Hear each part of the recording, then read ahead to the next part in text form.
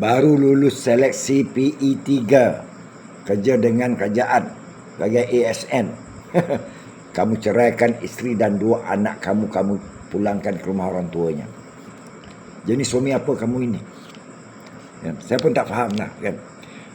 Suami, isteri dan anak-anak itulah membuka rezeki anda, tapi anda telah membuang mereka ke tepi. Dan saya percaya anda tidak akan kekal lama di jawatan tersebut, dan anda bakal merempat hidup anda.